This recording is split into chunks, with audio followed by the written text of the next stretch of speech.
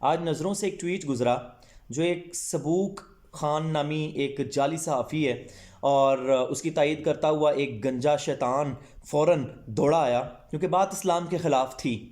جہاں پر اسلام کے خلاف بات آئے گی، یہ پارٹیوں سے اپنی پارٹیوں سے بالا تر ہو کر سارے کتے بلے مل کر سوروں کی طرح اپنا کردار ادا کریں گے۔ سور بھی سور ضرور ہے، لیکن رسول اکرم صلی اللہ علیہ وسلم کے غزوات کا انکار ہی نہیں ہوگا۔ سور ضرور ہے، لیکن ان کے جیسا اتنا بغیرت نہیں ہوگا کہ وہ رسول اکرم صلی اللہ علیہ وسلم کے منکرین ختم نبوت کا حامی بن جائے۔ یہ وہ بغیرت ہیں کہ بات ختم نبوت کے منکرین کے خلاف ہو، بات جنگ یمامہ کی ہو، تکلیف ان کو ہونے لگ جاتی ہے۔ لگتا ہے پی ٹی آئی اور پیپلز پارٹی اور نون لیگ کے آباء و اجداد کا تعلق یقیناً جنگ یمامہ میں صحابہ کے مد مقابل آنے والے قادیانیوں سے ہی تھا۔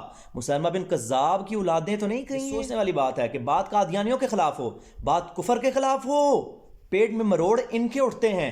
سمجھ سے بالا تر ہے، اللہ ان منحوسوں سے پاکستان کو آزادی دے دیں۔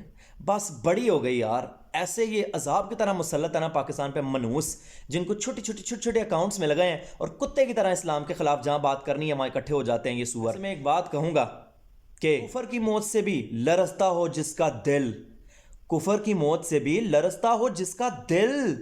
کون کہتا ہے اسے کہ تم مسلمان کی موت مر؟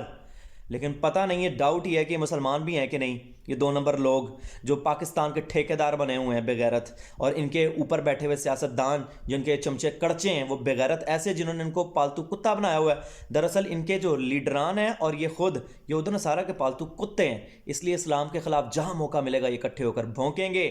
پر ان کی غلط فہمی ہے، پاکستان میں رسول اللہ کے غلام زندہ ہیں، تمہارے کسی کت پنے کو اور سور پنے کو کامیاب نہیں ہونے دیں گے، جتنا مرضی پڑکو، ان کا علاج وہی ہے۔ جنگ یمامہ میں حضرت ابوبکر صدیق کے دور میں مسلمہ بن کذاب کے پیروکاروں کا ہوا تھا۔